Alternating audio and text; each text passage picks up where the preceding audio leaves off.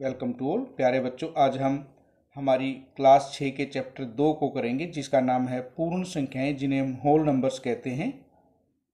Video के लिए channel को सब्सक्राइब करें ताकि आपको आने वाली वीडियोस का नोटिफिकेशन मिल सके। सबसे पहले हमने प्राकृत संख्याओं के बारे में पढ़ा, जिन्हें हम नेचुरल नंबर्स कहते हैं। गिनती वाली संख्याएँ, जिन्हें हम प्राकृतिक चीज़ों को गिनने के लिए प्रयोग करते हैं, 1, 2, 3, 4, 5, ये हमारी जो है प्राकृत संख्याएं हैं। हम प्रकृति में पेड़ पौधे पक्षी इन्हीं संख्याओं के द्वारा गिनते हैं। आप देख सकते हैं कि ये हमारी गिनती 1 से शुरू होती है, इसलिए सबसे छोटी प्राकृत संख्या 1 है। और हम इस प्रकार एक एक जोड़कर अगली संख्या को ज्ञात करते हैं। यहाँ पर इन संख्याओं को कोई भी अंत नहीं है, इसलिए हम सबसे बड़ी प्राकृत संख्या ज्ञात नहीं कर सकते। आज हम प्रवर्ती और पूर्ववर्ती के बारे में पढ़ेंगे। प्रवर्ती को हम सक्सेसर कहते हैं और पूर्ववर्ती को प्रीडिसेसर कहते हैं। हम 2 में 1 जोड़ें तो 3 प्राप्त होगा, 100 में 1 जोड़ें तो 101 प्राप्त होगा।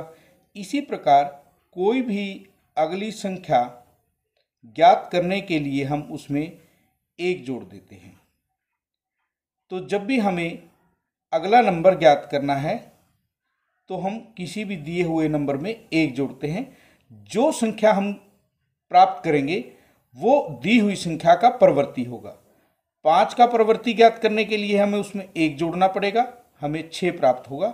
ये हमारा 5 का परवर्ती होगा। इसी प्रकार हम किसी भी दी हुई संख्या में 1 जोड़ेंगे और उस संख्या का परवर्ती ज्ञात करेंगे। पूर्व का मतलब होता है पहले वाला। किसी भी संख्या में से 1 घटा दें तो हमें उससे पहली संख्या का पता चलता है। इसी को हम पूर्ववर्ती या प्रीडिसेसर कहते हैं। यदि हम 30 का पूर्ववर्ती ज्ञात करना चाहें तो 30 में से 1 को घटाएंगे, 29 होगा।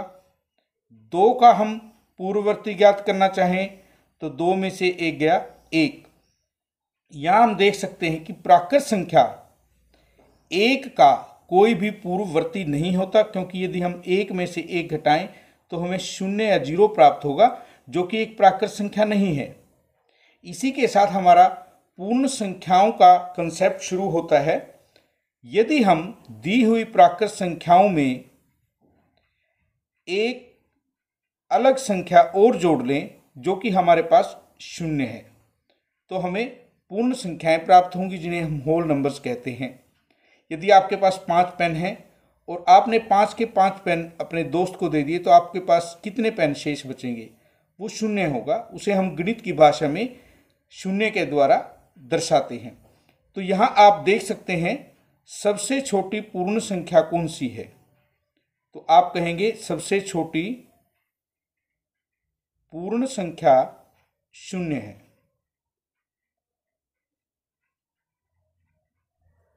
और सबसे बड़ी पूर्ण संख्या हम ज्ञात नहीं कर सकते, क्योंकि दी हुई संख्या में हम 1 जोड़ के उससे अगली पूर्ण संख्या ज्ञात कर सकते हैं।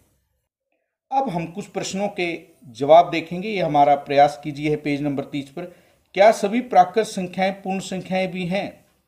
देखिए, ये हमारी प्राकृत संख्याएं थी, गिनती वाली संख्याएं जो हमने अभी पढ़ी थी, जिन्हें नेचुरल नंबर हमने कहा था। क्या ये सभी पूर्ण संख्याएं हैं? तो हम कहेंगे हाँ, क्योंकि ये सभी पूर्ण संख्याओं में आती हैं। क्या सभी पूर्ण संख्याएं प्राकृत संख्याएं भी हैं? पूर्ण संख्याएं हमारी कौन सी थी? ये सभी हमारी पूर्ण संख्याएं थी, जिन्हें हम 0 से शुरू करते हैं। तो क्या ये सभी प्राकृत संख्याएं हैं? आप देख सकते हैं कि 0 जो है वो प्राकृत संख्याओं में नहीं आती, तो आप कहेंगे नहीं, क्योंकि 0